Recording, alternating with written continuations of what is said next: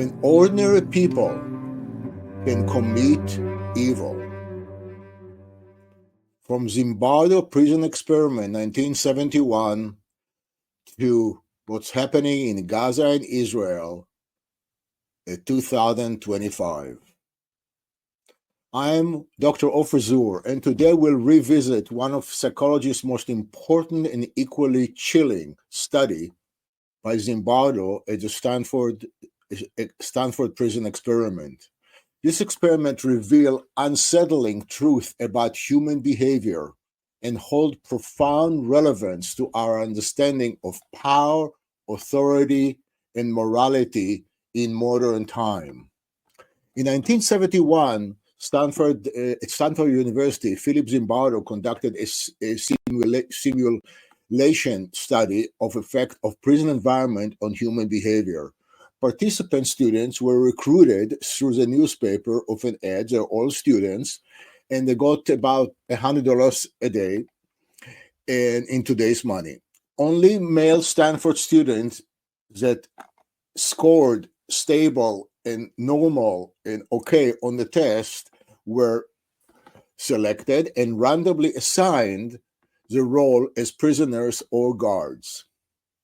Guards were given uniforms designed to give them authority and strip them from their individuality. Their task was to maintain order and to prevent prisoners from escaping in this experiment. Real Palo Alto police arrested the prisoners, making the simulation disturbing realistic from the start. What began as controlled academic study quickly spiraled out of control. Within 1 or 2 days, guards began to assert their authority over the prisoners and using even psychological abuse. Prisoners were humiliated, deprived of basic needs, and subject to extreme stress. Even Zimbardo himself, who served as a prison superintendent, became so immersed in the role that he failed to immediately recognize the situation's severity. The experiment did not last the 2 weeks as was planned. It stopped after a few days.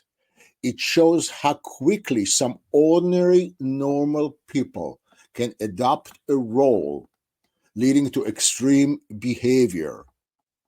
The highlight of this powerful situational factor, or what we call context, in shaping our action, which turned to be often more influential than individual personality trait or individual history. So this is about context, how context affect people, not personality and not history.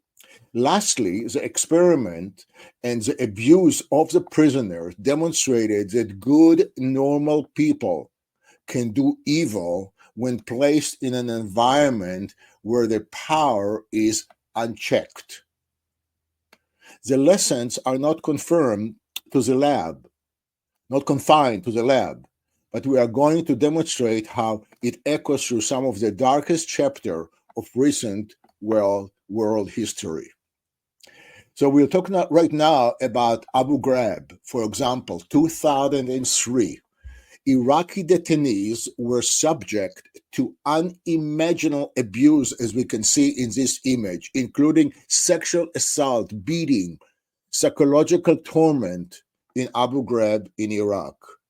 Dr. Zimbardo noted that the same dynamics that with his experiment in Stanford, California, years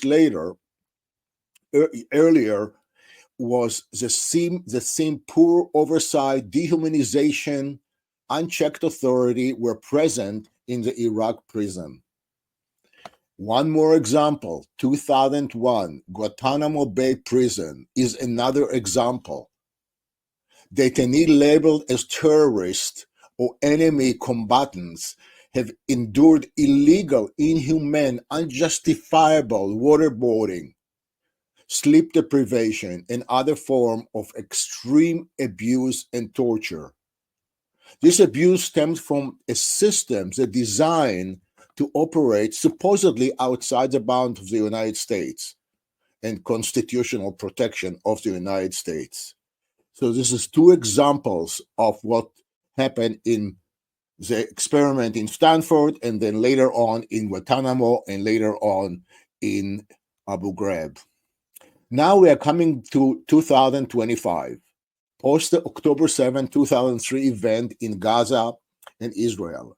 We hear harrowing medical documented accounts of extreme abuse and humiliation of Palestinians prisoners by Israeli soldier guards, kind of normal guards. We hear and actually see medical record about electrocution, about suspending them from the ceiling, and yes, severe violent sexual abuse that the doctor in the hospital said it's clear from our medical exams that these people were violated sexually.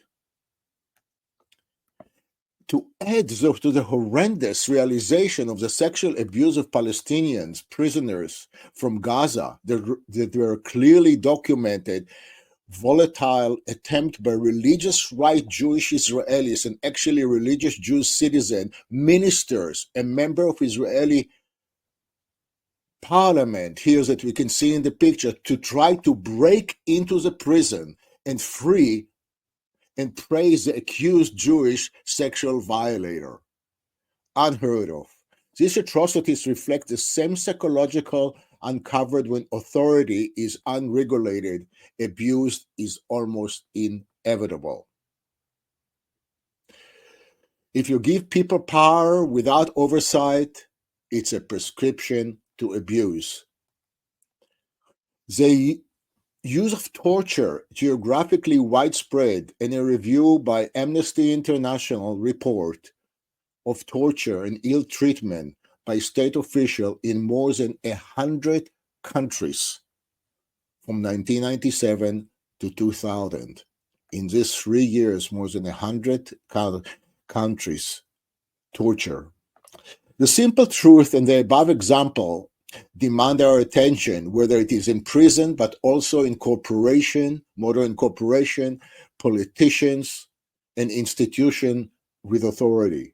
The Stanford Prison Experiment served as a stark reminder of the importance of accountability, of ethical oversight, and the courage to intervene when systems go wary.